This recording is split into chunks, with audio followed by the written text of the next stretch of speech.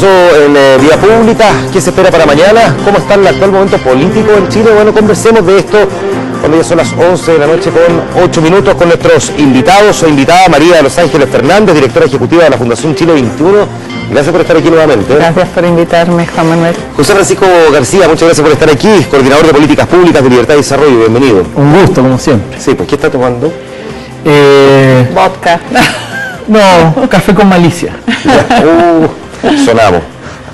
Avisa cuando termine el vaso para guardarme las mejores preguntas para ese momento. Robert Fan, director ejecutivo del Centro de Estudio Plural. Gracias, Robert, por estar aquí. Bienvenido. Gracias.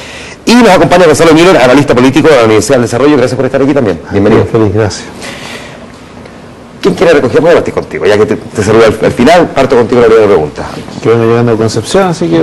Viene llegando a Concepción. El sentir de la temperatura política, con hartas discusiones, agenda sobre reforma tributaria, discusiones sobre el binominal, puesto sobre la mesa ahora el primer proyecto de reforma educacional, con los reacomodos propios, digamos, de la ahora oposición. ¿Cómo sientes que está este ambiente político?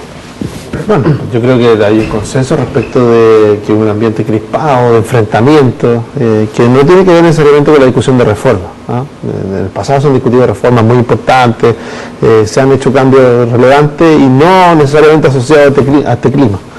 Yo creo que en eso la presidenta tiene una oportunidad al discurso mañana.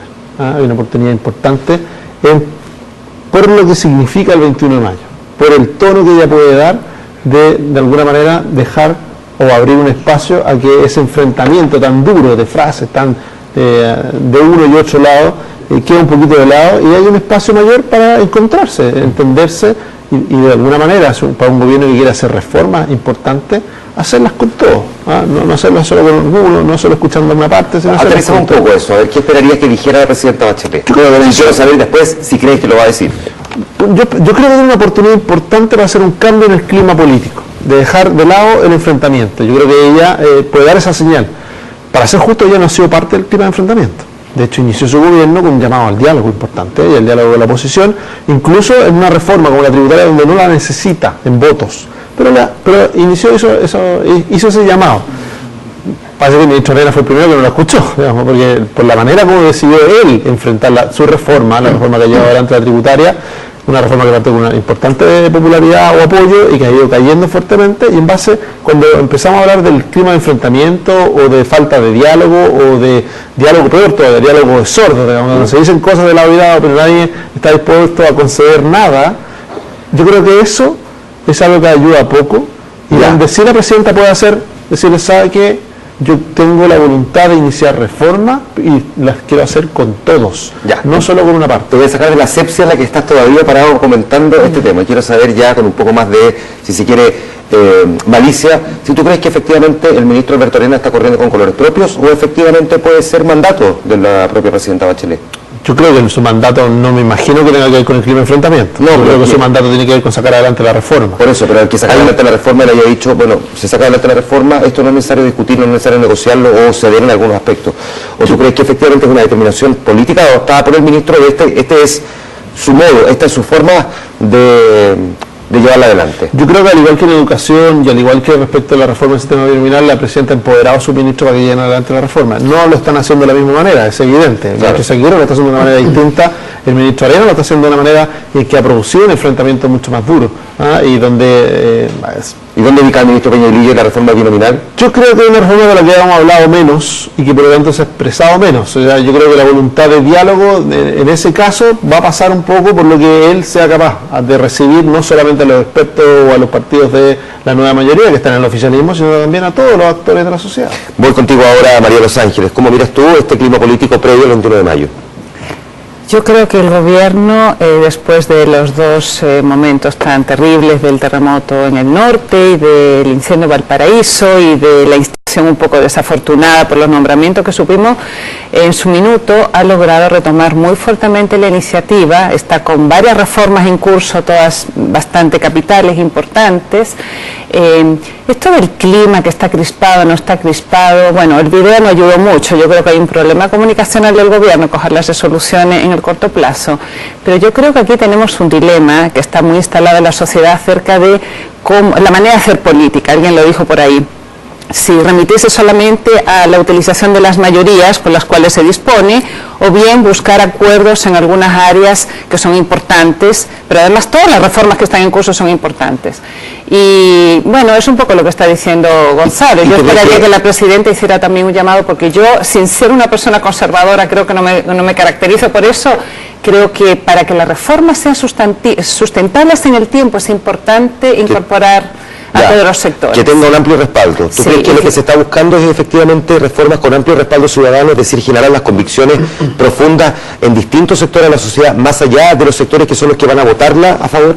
Yo creo que no, y no creo que sea por mala voluntad. Creo que hay unos desincentivos institucionales que están colocados en sentido contrario. Tiene que ver, por ejemplo, con el mandato de 4 años, los ciclos electorales. O sea, si el gobierno no parte ahora con sus reformas sustantivas en los primeros 2 años, después es muy difícil hacerlo.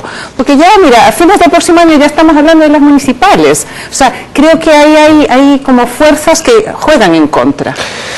Checha García, que ya se terminó el vaso, así que aprovecho el tiro y empezar con la pregunta. Ya está sobrio. ¿Cómo sientes tú el clima político previo al 21 de mayo también?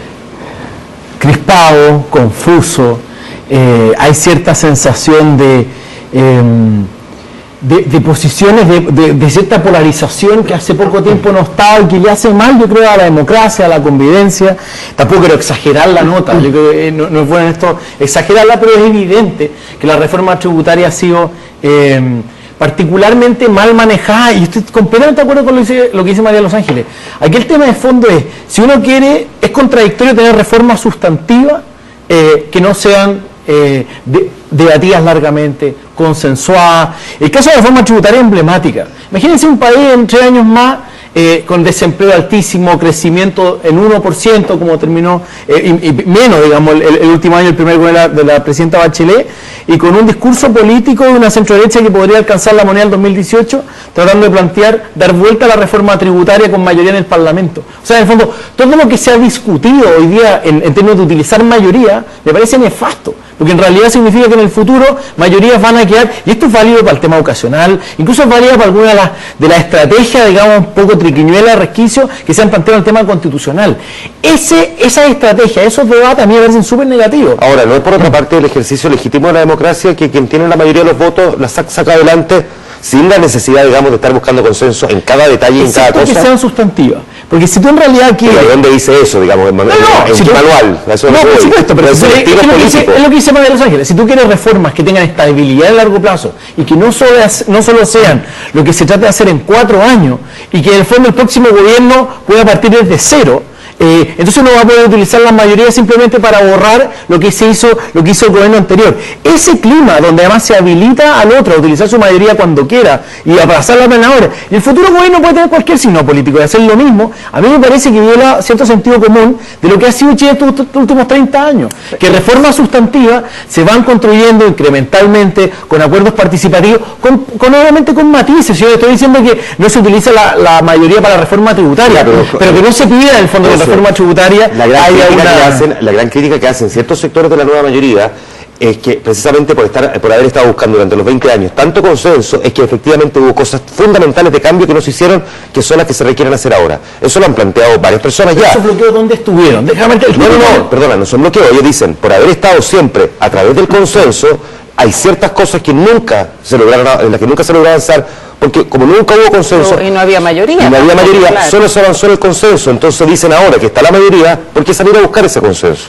Yo creo que está bien, los gobiernos pueden ejercer su mayoría, pero en esto las formas son muy importantes en primer lugar, si uno quiere darle estabilidad, profundidad a esa reforma, si no tiene ningún sentido. O sea, por definición entonces todo va a ser reforma de corto plazo, por un lado. Y en segundo lugar, en el pasado además hay demasiada mitología respecto de los bloqueos. Pues yo estoy de acuerdo con ciertas leyes supermayoritarias, con reformas constitucionales, aunque estemos de acuerdo en que esta Constitución ha sido extraordinariamente reformada, pero en materias como AFP estatal, las discusiones de postnatal, muchas discusiones técnicas en lo económico, en realidad fueron actores dentro de la concertación los que básicamente no estaban de acuerdo con algunas de esas políticas públicas. Entonces, en realidad, obviamente, la nueva mayoría es básicamente la discusión eterna entre los autoflagelantes de la concertación y los autocomplacientes. Robert Funk. Creo que han pasado por lo menos dos cosas, tal vez 3. Una es, esto deja en evidencia la debilidad institucional del Parlamento, del Congreso. porque si hay un espacio donde realmente debería realizarse esta discusión, es el Congreso, y al final del día en el sistema chileno el Congreso por varias razones, por los poderes que tiene o que no tiene, por la calidad de nuestros parlamentarios, por el poder que tiene el presidente, al final los que tienen la iniciativa, particularmente si hay una mayoría, es el Poder Ejecutivo, y por lo tanto tenemos un problema institucional de dónde tenemos estos debates, y el debate, al no hacerse en el Congreso, se da en los medios y se da y ha sido notable la debilidad de los partidos de derecha particularmente en el tema de la reforma tributaria. Los que han llevado la batuta en la reforma tributaria han sido los representantes del sector empresarial, mucho más que los partidos. En parte eso tiene que ver también porque este debate no se da en el Congreso. Segundo, yo estoy de acuerdo casi con un poco de todos, en el sentido de que me parece que el gobierno ha hecho una evaluación respecto al tema del consenso. Yo creo que el gobierno cree que existe un consenso. El gobierno cree que existe, que su mayoría refleja un consenso en el país y por lo tanto tiene el mandato para llevar a cabo ciertas reformas. El problema es que tengo la impresión que hace una evaluación de que ese consenso, que es lo que se ve en la calle, refleja una opinión, un consenso más amplio en la sociedad. Y yo creo que eso ha ocurrido en otras partes también. Partidos de izquierda en Europa están preocupados, estuvieron preocupados un minuto de quedarse abajo del bus cuando salió la gente de acá y adoptaron estas demandas sin pensar si eso era buena política o no. Eso está ocurriendo un poco acá. Y en las últimas encuestas demuestran que tampoco no ha bajado tanto la presidenta, tampoco ha subido tanto. Es probable que su apoyo sean las personas que votaron por ella y las políticas que se están llevando a cabo. ¿El nivel de desaprobación? ¿Cómo? La encuesta de Marx muestra que si se mantiene, el nivel de desaprobación aumentó. Sí. Pero también ha habido aquí una discusión muy fuerte, son políticas complicadas, y agregaría también que el nivel de debate, si ha habido aquí crispación, también ha sido realmente un debate de sordo. Así, la crítica generalizada a la reforma tributaria, tal vez porque es un poco más, las curvas son mejores, esta cosa que vamos a volver a los tiempos de la unidad popular, o que vamos a terminar el gobierno con cero crecimiento, con 1%, yo creo que eso... como contrapartida para equilibrarlo, o sea, es muy posible que tengamos que no quieren pagar más impuestos, que son los ricos no sé cuánto, el porcentaje de la familia no sé qué. O sea, entonces, digamos, es de lado y lado. Por supuesto, y de hecho el gobierno después publica este video que entra a ese nivel de debate en vez de decir, claro, estas son las razones concretas y técnicas por las cuales tenemos que llevar esto a cabo. Aquí hay un problema también de cómo se han estado comunicando las cosas. ¿Cuánto crees tú que de ese manejo comunicacional ha empañado esta discusión y cuánto, por otra parte, en realidad hay de convicción ideológica sobre que hay ciertas cosas que están dispuestos a discutir y otras que no están dispuestos a negociar? Sí, yo creo que aquí, en el caso de la reforma tributaria que encabezaba el ministro Arenas, yo creo que hay una falta de manejo político comunicacional evidente. O sea, yo creo que él creyó que tenía una mayoría que iba a votar a favor de la reforma tributaria sin cuestionarla. Y resulta que han surgido cuestionamientos desde el propio interior del oficialismo. Yo creo que también creyó que no era necesario que ese debate fuera un debate social. Es decir, que la reforma tributaria se debatiera de cara a la ciudadanía. Él dijo, no, si la ciudadanía se expresó su voluntad y la votó y la sancionó en la elección, que tal es una mirada y es lo que le produce una mayoría en el Congreso, pero lo que hemos visto en estos 60 días de debate, un poco menos de reforma tributaria, es que la sociedad la que toma un argumento, toma el otro, con mayor o con menor efectivo, lo que dice Robert es verdad, es un argumento más simple, llega más. Cuando yo creo que hay un error, el ministro Arenas, no sé, cuando dice, esta es una reforma que solo va a pagar el 1%, y cuando la clase media está acostumbrada a saber que cada vez que se suben los impuestos, por un lado o por otro, siempre le llega a la clase media. Donde cuando uno mira el historial también de la antigua concertación, subió el IVA hasta que se aburrió de subir el IVA, y ese hoy día todos decimos es un impuesto regresivo que afecta a los más pobres, lo repetimos todo, y hoy día nadie está dispuesto a tocarlo, pero la clase media sabe que entonces el tipo de cómo enfrentar esto, entender de que está bien, el Parlamento tiene un rol y lo tiene que cumplir, no quita eso de que hoy día la reforma, hoy día la tributaria, mañana la política, más adelante la educacional. Es una reforma que estamos debatiendo como sociedad, donde la academia no se queda en silencio, sino que manifiesta su opinión. Líderes de opinión se involucran, se movilizan, con los grupos de interés, los grupos de presión también. Entonces, es difícil hoy día decir, ¿sabe qué? Esto solo se va a producir en el Parlamento. Muchos de los parlamentarios, sobre todo la oposición actual, que dice, mira, yo tengo un riesgo aquí que es la irrelevancia, ¿ah? Porque no tengo cómo oponerme a esa reforma. Y de hecho el ministro lo ha hecho sentir al momento de hacerla votar. Tú dices, parlamentario, que el Congreso finalmente es un mero correo, como se decía en algún momento. Pero no solo eso que sea un mero buzón, ¿ah? Sino que si yo no tengo como votos suficientes, ¿ah?, para poder oponerme a algo, la oposición que ha hecho ha trasladado también intencionadamente la discusión hacia otros sectores, ha involucrado a la sociedad intencionadamente. ¿Hay novedad en eso? No mucha, ¿ah? Si uno revisa la última legislatura, la anterior, la que estaba el presidente Piñera, la oposición de ese momento hizo algo parecido, llevó temas propios del Congreso, discusiones del Congreso, también hizo parte de la sociedad y pidió que se le escuchara. Por eso es que hoy día cuando el ministro dice yo informo, los demás desinforman, y ese tipo de lenguaje desconoce un poco que el rol relevante que está jugando la sociedad hoy día en la discusión de los temas, en toda la reforma. No está disponible para que después la notifiquen, ¿ah?, o para que le digan, oiga, pero usted ya se manifestó, usted ya votó, así que ahora nosotros vamos a implementar lo que usted votó. No, le dice, cuidado, yo quiero ser parte, y especialmente la clase media, que es un sector que si algo la distingue es que le gusta manifestar su opinión y le gusta ser parte de las decisiones, no le gusta que le impongan algo. Te voy a preguntar entonces, María Los Ángeles, ¿cuánto crees que en esta conversación que estamos teniendo aquí pudo haber contaminado, afectado o haberle jugado en contra, una mala pasada a la misma autoridad, la frase de la retroexcavadora? Que quede la idea de que en realidad no está haciendo uso legítimo de su mayoría en el Congreso, sino que en realidad lo que está haciendo es pasar la planadora.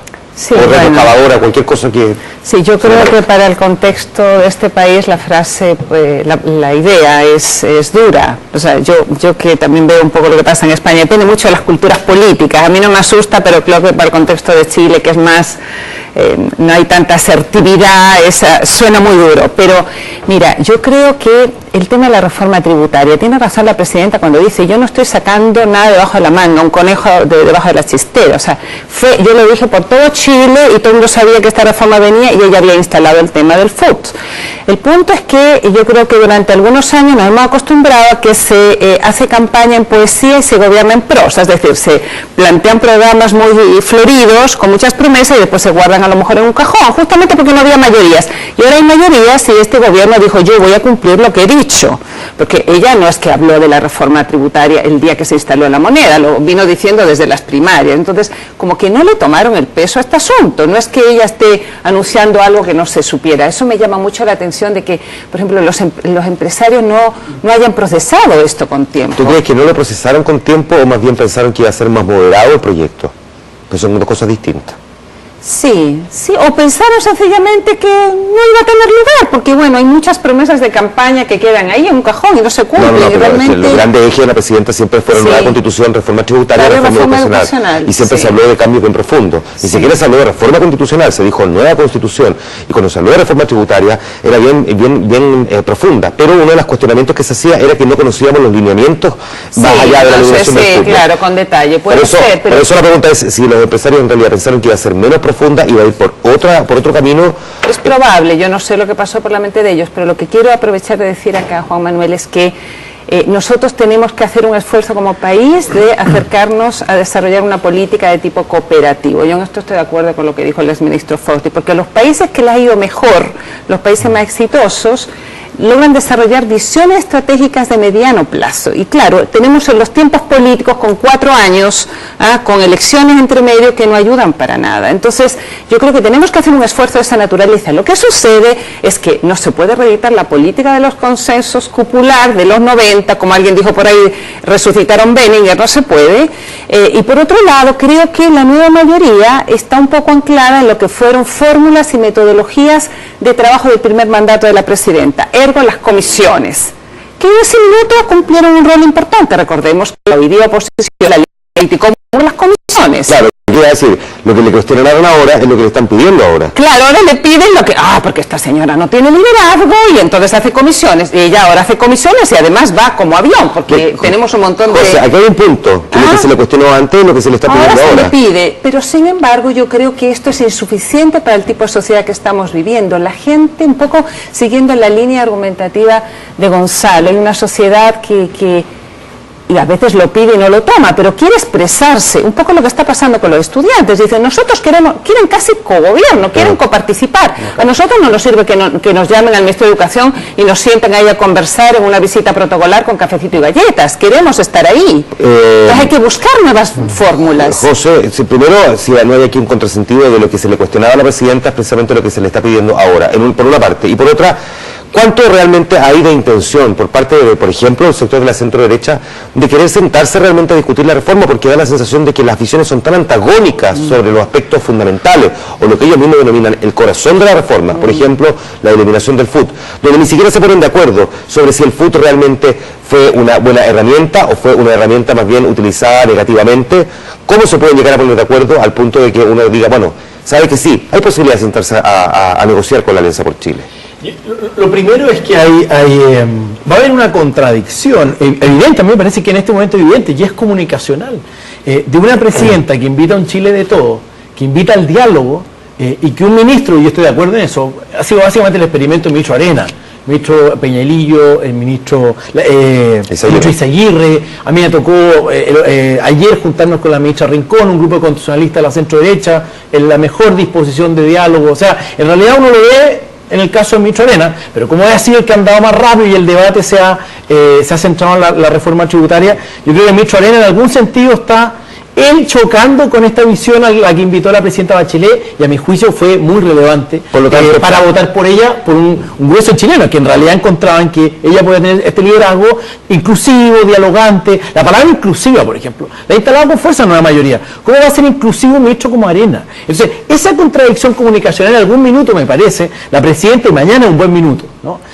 Para tratar de resolverlo. Ya, dame un segundo, pero no es entonces justo hacer un juicio completo al gobierno de la presidenta Bachelet en función solo de un tipo de trabajo que tiene un ministro de Estado, si tú mismo reconoces que los otros ministros están precisamente en la línea de lo que usted, o la que la centro derecha está pidiendo. Y esa es la contradicción. O sea, si el debate público ha estado marcado hasta el momento, porque educación comenzó recién hace un día atrás, el binominal empezó la semana pasada y el ministro Peñalillo ha tenido bastante disposición a dialogar. Pero una diferencia, perdón. El debate público ha estado marcado por la reforma tributaria, sí. Ergo, la visión que uno tiene del gobierno es la actitud que ha tenido el gobierno en materia de reforma tributaria. ¿En serio esa es tu visión? Perdón, te lo pregunto en serio. Este es un programa donde podemos llegar a las profundidades. Tú no te quedas con todas las reuniones que durante prácticamente 2 meses tuvo el ministro Izaguirre con casi todo. De hecho, creo que no le quedó ningún sector sin juntarse, juntó con todos. No puedes decir que este tema de la reforma educacional lleva un día. Pero yo no sé si comunicacionalmente era razonable eso. O sea, en el fondo, yo no sé si esas reuniones... No estoy hablando comunicacionalmente, estoy hablando del trabajo político que tú mismo estás cuestionando. No, por supuesto, pero yo diría, hoy día la actitud del gobierno, me parece a mí, dado que la reforma tributaria es lo que ha avanzado más rápido, es lo que ha marcado, es la impronta, el etos, el carácter, digamos, que ha tenido este gobierno, me parece, y eso va a ser a lo mejor tu punto, ¿no? Oscurece, eclipsa los otros trabajos que se están haciendo. La agenda energética y la agenda de crecimiento. La agenda de competitividad, pero todo eso ¿y por qué se habla de que hay un ambiente crispado, etcétera? Básicamente por lo que se ha hecho en materia de reforma tributaria. Pero además la reforma tributaria me parece que tiene el siguiente problema, Juan Manuel, que algunos de los aspectos centrales obviamente se conocían, pero otros aspectos no. Entonces, cuando se decía que el impuesto a la empresa aumentaba del 20 al 25%, hoy día, digamos, típicamente los inversionistas internacionales, los informes que llegan de afuera, y por qué desde afuera miran con tanta extrañeza lo que está pasando en Chile, y por eso hay que mandar gente a Londres o a Nueva York a explicar la reforma, es que de repente aparece en todos los informes que el Corporate Income Tax no es de 20 a 25, sino que es de 20 a 35, y nos ubica a nosotros ahora en la pole position arriba de los impuestos a la empresa en el mundo, digamos, no en el mundo de la OCDE. Es un primer tema. Y después, en la reforma, en el programa de gobierno, que en teoría era hasta Biblia, digamos, contrato solemne, no se dijo nada de renta atribuida, ¿no? La idea era pasar hacia un momento, hacia una renta devengada, y de repente aparece este concepto de la renta atribuida, no existe en ningún lugar del mundo, ¿no? Y es un cuento que a los constitucionalistas, los tributaristas en realidad, los tienen mirando mucho los libros, porque no lo encontramos en ningún lado. Entonces me diría, es verdad, buena parte del programa uno lo conocía, pero hay algunos elementos que son muy decisivos, que estamos conociendo Entonces yo venía, obviamente no conocía el programa. Pero este es el tipo de cuestiones que uno dice, bueno, se pasó un poco más de lo que estaba ahí y todos más o menos entendíamos que sería esta reforma tributaria. Y por eso, si van a hacer ese nivel de profundidad de debate y ese nivel de cambios, a mí me parece un poco arriesgado tratar de ir solo por la libre y no tratar de explicarle al país y tratar de también conversar con la oposición. Ya, son dos cosas distintas. Y que haya un espacio para persuadir de por qué renta atribuida es un concepto equivocado. Ya, pero son dos cosas distintas. O sea, ir por la libre, tratar de explicar, no querer explicarle al país, y otra es discutir con la oposición. Yo estoy de acuerdo con Gonzalo, yo creo que el ministro Arenas trató de ir por la libre y tratar de evitar un debate que aparentemente era fácil. Pero son dos cosas distintas, no mezclemos explicarle al país que discutir con la oposición. Son dos cosas completamente diferentes. Yo creo, perdona, y con esto termino muy corto, que aquí el tema central ha sido la sociedad civil. Y en su momento fue muy interesante, porque yo creo que lo más valioso del movimiento estudiantil, yo diría cuando hizo mucha fuerza el movimiento estudiantil a los chilenos, fue no solamente cuando estaban los líderes estudiantiles, sino cuando estaban sus familias apoyándolos en la marcha. Esa mirada a mí me pareció la más potente. Y lo curioso, y marcó este día de los movimientos sociales junto con los movimientos en algunas regiones. Lo que sería curioso ahora es que los movimientos sociales, como los emprendedores, ¿no? Lo que ha hecho, por ejemplo, Juan Pablo Suez, por un lado, y ahora lo que estamos viendo, las asociaciones de sostenedores de colegios particulares subvencionados, los apoderados, las familias empiecen a aparecer, digamos, en la reforma educacional como los grandes perjudicados o quienes están de alguna manera empezando a levantar una voz opositora. Imagínate ese movimiento de la sociedad civil, la potencia que puede tener en este debate, en que ya no lo puede hacer de nuevo, ni con la oposición entre cuatro paredes, ni solamente en el Congreso, sino que uno tiene una sociedad civil empoderada, pero una sociedad civil que está contra las ideas de la nueva mayoría. Para que aprovechemos el tiempo, Robert, porque también me imagino que quiere comentar parte de lo que se está diciendo aquí. Si está efectivamente una contradicción en el cuestionamiento que se le hace a la presidenta de, por una parte, haber generado comisiones y que se le cuestionara por eso, y que ahora en un estilo distinto, con una plataforma diferente también, porque la concertación no es la nueva mayoría, tenga esta impronta como la describen aquí y también se le cuestione por esa impronta.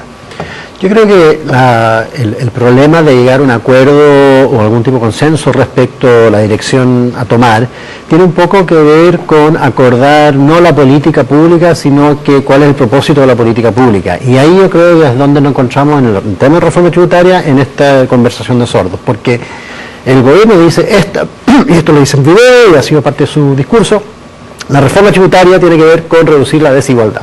Es más justo, los ricos van a pagar más, los más pobres van a pagar menos, y con esa plata vamos a financiar, ¿no es cierto?, la educación gratuita y hospitales y mil cosas más. La respuesta por el lado de la oposición es, esto va a afectar el crecimiento y la inversión en Chile. Históricamente, las reformas tributarias o la política económica se ha hecho pensando en la inversión y el crecimiento económico. Y ahí sí que hay una conversación de sordos. Entonces, lo que yo creo que está un poco más presente, por ejemplo, en la discusión sobre el binominal, es, más o menos entendemos, hay un consenso un poco más amplio de que queremos un sistema más representativo. Hace 3-4 años que llevamos hablando del problema de representación, una crisis de representación, ¿no?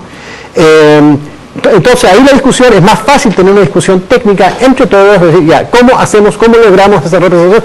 Podemos tener un debate, podemos tener desacuerdo, pero vamos en esa dirección. Respecto a la reforma tributaria, me parece uno de los grandes problemas es que no existe ni siquiera ese nivel de diálogo de la misma, estamos hablando de la misma cosa. Uno están hablando de inversión y los otros están hablando de desigualdad, y hasta que se logre encajar o encuadrar ese círculo, los astros se alineen. Yo creo que va a ser muy difícil tener una discusión madura. Si la presidenta Bachelet toma esta determinación, independiente de si es una determinación completamente de ella o en parte, como decías tú recién, Gonzalo, de empoderar a su ministro, y que el estilo del ministro Arenas sea diferente al del ministro Eiseguirre. Podemos discutir también sobre el contenido propio de reformas. Aquí estamos hablando de sectores que son distintos, no es lo mismo conversar con rectores que conversar con empresarios, en fin. ¿Sientes tú que la posibilidad de fracaso de la reforma tributaria, más allá de la votación, porque incluso puede pasar en la Cámara y en el Senado, estén a la vuelta de la esquina, es decir, que hagamos una reforma tributaria que, por no haberla reflexionado lo suficientemente bien, pueda eventualmente generar algún perjuicio a Chile? Porque uno de los temas que se ha estado en cuestionamiento, que aquí hasta ahora nadie ha mencionado, es quién diseñó la reforma tributaria, cuánto tardaron en hacerla y con quiénes se diseñó. Sí. Lo peor que podría ocurrir acá es una especie de, terrible usarlo como cliché, pero Transantiago, ¿no? O sea, tener una política pública con las mejores intenciones, que todo el mundo, incluso lo que decía antes, es tener un acuerdo más o menos generalizado respecto a la dirección que queremos tomar, pero en la implementación mal hecho, por distintas razones, simplemente mal y llegue a problemas de implementación o a resultados negativos. Eso se podría dar en la reforma del sistema electoral, se podría, donde empieza, por ejemplo, el tema de los tamaños de los distritos, se podría dar en la reforma tributaria por diversas razones técnicas.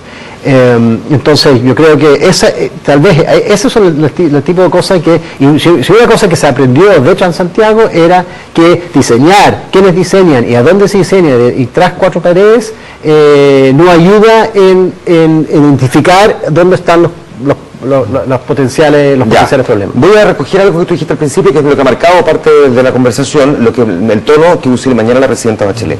Uno, si el tono que use mañana la presidenta Bachelet es inclusivo, el de llamar al diálogo, el de generar consensos, ¿tiene posibilidades esa declaración en la práctica de ser seguida necesariamente por la nueva mayoría o eventualmente no? Porque finalmente quienes van a establecer las discusiones ya no son los ministros presentan los proyectos, van a discutirlo y presentarlo al Congreso, pero finalmente serán los parlamentarios los que lleven adelante ese debate.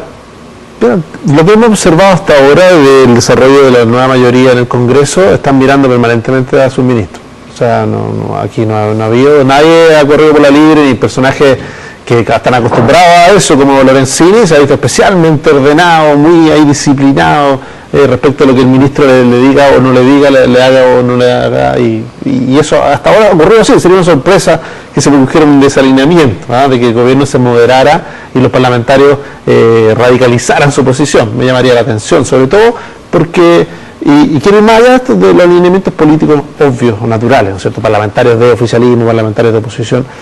Con un ejemplo, el presidente Piñera, en un 21 de mayo, hizo una figura bien sentida, pide perdón respecto a algunos errores y todo, y provocó un cambio en el clima político del país. De hecho, estábamos en un periodo de mucho enfrentamiento y él retrocede como autoridad, retrocede un poco, da una señal y fue bien recibida por la posición en ese momento y se provocó un cambio. Y ese cambio fue permanente, no, pero se provocó un cambio y hubo espacio para debate, hubo espacio para mejora, y de hecho legislativamente mejoró bastante el ambiente en el Congreso. Por eso yo pongo una importancia en que hay una oportunidad. La presidenta mañana va a hacer lo que sea su señal política, lo que decía ella, pero hay una oportunidad por un ambiente que yo creo que para ella no es grato, del enfrentamiento. Para ningún gobierno que quiera implementar reformas es grato, porque hay un punto que es clave en esto. Hoy día la nueva mayoría puede imponer la reforma tributaria, no tiene la necesidad de escuchar a la oposición. Pero eso mismo, si uno conoce la dinámica política, ¿qué va a provocar? Que la oposición transforme lo que considera a su juicio un error, por ejemplo, en lo que afecta a la clase media, por ejemplo, en lo que afecta a la inversión o el ahorro que se toca, transformarlo en su propia agenda de cambio y por lo tanto transformarlo en una agenda política que se transforme en una plataforma electoral para la siguiente elección, el siguiente ciclo sea cómo revertir lo dañino de la reforma tributaria. Entonces, también un gobierno tiene que tener conciencia de eso, es decir, a nadie yo creo que le gusta implementar algo que finalmente, bueno, lo hemos visto en algunas señales, ¿no es cierto?, en proyectos menores, pero si está hablando de una gran reforma, sea desarmada. ¿Por qué? Porque fue impuesta desde la mayoría y todos sabemos que las mayorías van y vienen. Entonces, se nos da el tiempo ya, entonces para completar aquí la última vuelta, aprovecho de preguntarles brevemente si creen que lo que está pasando con la reforma tributaria se va a reeditar con la reforma educativa, solo por ejemplo en el hecho de que el término del lucro y el fin del copago, es decir, que los colegios particulares subvencionados tengan que convertirse en estas corporaciones o fundaciones, pueda generar una discusión equivalente. Yo creo que incluso más profunda y más intensa, porque aquí están en juego elementos incluso más valóricos, yo creo que también detrás de una reforma tributaria y un modelo de sociedad, pero quizá las personas comunes y corrientes se quedan en las cifras, no en los guarismos, pero aquí cuando estamos hablando de educación queda mucho más evidente. Yo fíjate que esperaría mañana que la presidenta trate de proyectar una mirada de que estas reformas no son cada una reformas por separado, hay un elemento, una visión más sistémica del tipo de sociedad al cual deberíamos avanzar, un poco retomando la idea que dice Robert, porque estamos quedando en los instrumentos y los medios y no en los fines, y el punto de los fines es lo que ella dijo en su campaña: Chile está enfermo de desigualdad. Estaba leyendo antes de venir para acá a Rubini, este economista fue el que Él dice, se está instalando en todo el mundo un debate sobre la desigualdad y aquellos modelos económicos que no lo enfrenten van a tener más temprano que tarde crisis de legitimidad. O sea, yo creo que la presidenta va a tener que desarrollar nuevamente todo el capital persuasivo que ya tiene para tratar de instalar esto, porque yo creo que todos los sectores de la sociedad lo pueden entender muy bien. China es el país más desigual de la OCDE. Cualquier cosa que tú hagas hoy que no atienda eso es pan para hoy y hambre para mañana. Una pregunta entonces. Ahí es donde yo diría está el debate de fondo, porque el debate tributario es un debate instrumental, ¿no? Se suele perder, el debate binominal es un debate instrumental, ¿no? Probablemente el debate educacional, algunos elementos son instrumentales y otros son de fondo. Pero por ejemplo, en el tema de la desigualdad, yo siempre he encontrado un poco frívolo esto como de la desigualdad en general, ¿no? La pregunta es, ¿desigualdad con qué apellido? ¿No? Desigualdad de oportunidades, lo comentaba en algún momento con Alfredo Joinian en este mismo programa. A mí me parece que Andrés Velasco con Cristóbal Uneus, en su libro, dieron en el clavo en cuál es esa desigualdad de oportunidades. ¿Cuál es esa desigualdad de oportunidades? Si usted le diera empleos, en particular al decil más pobre, en particular a las mujeres, jefas de hogar, y después hacen ejercicios cambiando el Gini, mejora muchísimo el Gini, el fondo que hay en este país. Pero ¿qué es lo que hay detrás de eso? Toda reforma política pública que atente contra ese objetivo específico de generar más trabajo en aquel grupo específico que le cuesta encontrar trabajo, yo no diría, oh sorpresa, la reforma tributaria tiene bastante de esos elementos para perjudicar ese objetivo de política pública, diría yo. Entonces ahí está el debate, ¿no? El tipo, ¿cómo la reforma tributaria puede tener no las inversiones, no el crecimiento, sino que la vida concreta de personas que están tratando de surgir? Y yo creo que ahí es donde se miran las distintas visiones que hay, digamos, ¿no? Y sobre el concepto de desigualdad, cómo se aborda, y en el fondo nosotros hay una cierta mirada de que la reforma tributaria va a tener ese impacto concreto, y hay un diagnóstico diferente. ¿Y ese impacto crees tú que es replicable a partir de la discusión que se abre ahora con las propuestas en esta parte de la reforma educacional, particularmente en lo que tiene que ver con el copago, el lucro, y la obligación de convertirse en fundaciones para los particulares subvencionados?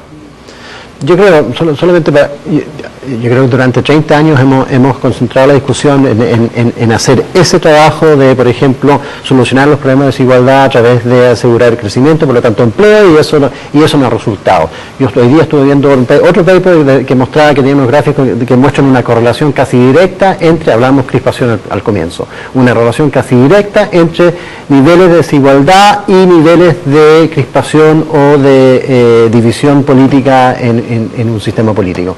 Entonces, el tono del debate en gran medida no tiene que ver con las propuestas que se están dando. El tono del debate en Chile desde ya hace mucho tiempo, hace ya por lo menos 4 o 5 años, tiene en gran medida que ver con los niveles de desigualdad y cómo eso después se refleja y dónde se resuelva en el sistema político. Cruzando reforma tributaria, cruzando reforma educacional. Se me fue el tiempo ya, así que tengo que empezar a despedirle, pero les quiero agradecer a los 4. Vamos a ver qué pasa en el discurso que ha anotado aquí. Mañana, 9:30 de la mañana, habla la presidenta Bachelet. Muchas gracias, Gonzalo. No, gracias. Como siempre, un placer, María Los Ángeles, por tenerte aquí. José, muchas gracias. Robert, muchas gracias también. Rápida pausa. La historia nos sigue la historia del alcalde de Salamanca, que quería llevar a una gran cantidad de habitantes al Mundial. Tuvo un desenlace interesante esta noche. Se lo contamos a la vuelta. Espérenos.